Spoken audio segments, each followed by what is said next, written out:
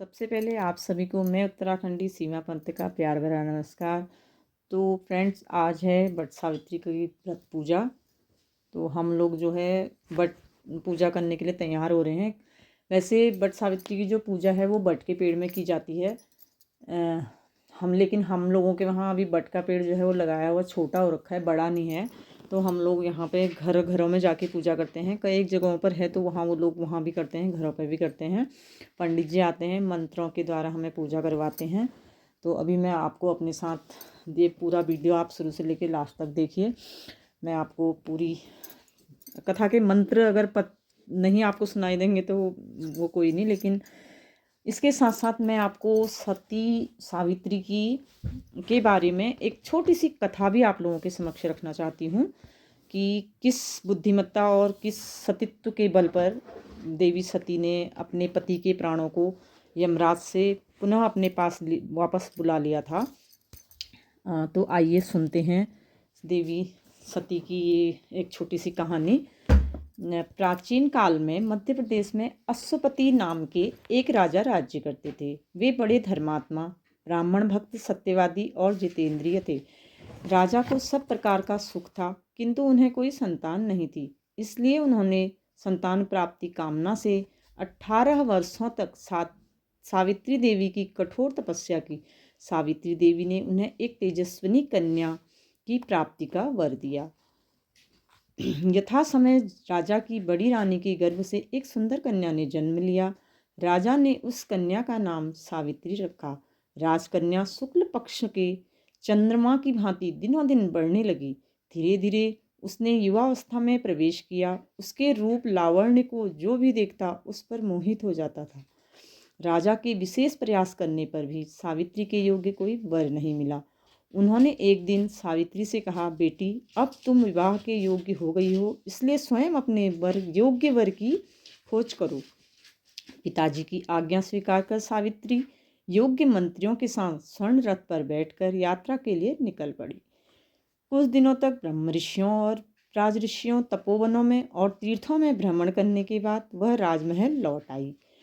उसके पिताजी के साथ देवर्षि नारद को बैठे देखकर उन दोनों के चरणों में श्रद्धा से प्रणाम किया।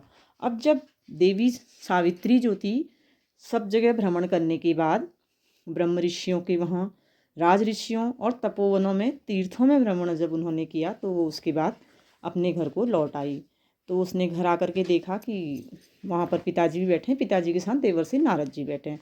नारद जी और अपने पिताजी के चरणों में श्रद्धा से प्रणाम किया और महाराज अश्वपति ने सावित्री से उसकी यात्रा का समाचार पूछा। सावित्री ने कहा, पिताजी, तपोवन में अपने माता पिता के साथ निवास कर रहे धूमत्य सेन के पुत्र सत्यवान सर्वथा मेरे योग्य हैं, अतः मैंने मन ही मन उन्हीं का वरण किया है और उन्हें, सत्यवान को, मैंने अपने पति के रूप में स्वीकार कर लिया है। उसने ये बात अपने पिताजी को सावित्री ने बताई। अब नारद जी सहसा चौंक उठे कि बोले, हे राजन, सावित्री ने यह बहुत बड़ी भूल कर दी है। सत्यवान के पिता शत्रुओं के द्वारा राज्य से वंचित कर दिए गए हैं। वे वन में तपस्वी जीवन व्यतीत कर रहे हैं और अंधे हो चुके हैं। सबसे बड़ी कमी तो यह है कि सत्यवान की आयु अब केवल 1 ही वर्ष शेष है। नारद जी की बात सुनकर राजा अश्वपति व्यग्र हो गए, दुखी हो गए और उन्होंने अपनी पुत्री सावित्री से कहा, बेटी, अब तुम फिर से यात्रा करो और किसी दूसरे योग्य वर का वरण करो। परंतु सावित्री सती थी। उसने अपनी दृढ़ता से पिताजी से कहा, पिताजी, सत्यवान चाहे अल्पायु हो या दीर्घायु, अब तो वही मेरे पति हैं। मैं अब एक बार उन्हें अपना पति स्वीकार कर चुकी हूँ, दूसरी बार दूसरे पुरुष का वरण मैं कैसे कर सकती हूँ। सावित्री का निश्चय दृढ़ जानकर महाराज अश्वपति ने उसका विवाह सत्यवान से कर दिया। धीरे धीरे वह समय भी आ पहुँचा जिसमें सत्यवान की मृत्यु निश्चित थी। सावित्री ने उनके 4 दिन पूर्व, जिस दिन सत्यवान की मृत्यु का दिन निश्चित था, उसके 4 दिन पहले से व्रत करना शुरू कर दिया। पति एवं सास ससुर की आज्ञा से सावित्री भी उस दिन पति के साथ जंगल में फल फूल और लकड़ी लेने चली गई। अचानक वृक्ष से लकड़ी काटते समय सत्यवान के सिर में भयानक दर्द होने लगा और वह पेड़ से नीचे उतरकर अपनी पत्नी की गोद में यानी सावित्री की गोद में सिर रखकर लेट गया। उसी समय सावित्री को लाल वस्त्र पहने भयंकर आकृति वाला एक पुरुष दिखाई पड़ा। वे साक्षात यमराज थे। उन्होंने सावित्री से कहा, तू पतिव्रता है, तेरे पति की आयु अब समाप्त हो चुकी है, इसकी आयु इतनी ही थी, मैं इसे लेने आया हूँ। इतना कहकर यमराज ने सत्यवान के शरीर से सूक्ष्म जीव को निकाल लिया और उसे लेकर वे दक्षिण दिशा की ओर चल दिए।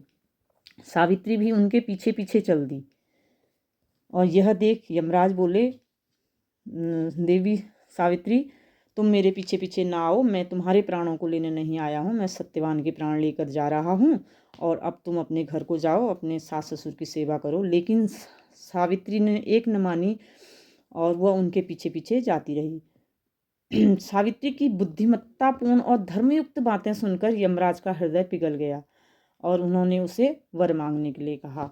तो सावित्री ने उनसे अपनी बुद्धिमत्ता के बल पर सास ससुर की आंखें अच्छी होने का, साथ साथ राज्य प्राप्ति का वर और पिता को पुत्र प्राप्ति का वर और स्वयं के लिए पुत्रवती होने और सौभाग्यवती होने का आशीर्वाद प्राप्त कर लिया। जब इतना आशीर्वाद यमराज ने सावित्री को दे दिया तो वो सत्यवान के प्राणों को फिर कैसे ले जा सकते थे। सावित्री ने कहा, आपने मुझे पुत्रवती होने का आशीर्वाद, सौभाग्यवती होने का आशीर्वाद तो दे दिया, परंतु ये सब कैसे संभव होगा जब आप मेरे पति के प्राणों को ले जाएंगे, तो ये संभव नहीं हो सकता है। इसलिए आप मेरे पति को मेरे साथ भेज दीजिए और इनके प्राण वापस कर दीजिए। तो इस प्रकार सावित्री ने अपने सतीत्व के बल पर अपने पति को मृत्यु के मुख से छीन लिया। तो फ्रेंड्स, आपको ये कथा कैसी लगी सावित्री के बारे में, तो ज़रूर आप कमेंट्स करके मुझे बताइए। और अगर आपको मेरा वीडियो अच्छा लगे तो लाइक कीजिए, शेयर कीजिए और अगर मेरे चैनल में आप पहली बार आए हैं तो प्लीज़ मेरे चैनल को सब्सक्राइब कीजिए और माता रानी की घंटी भी बजा दीजिए ताकि माता रानी की कृपा आप पर और हम सब पर बनी रहे। Thank you.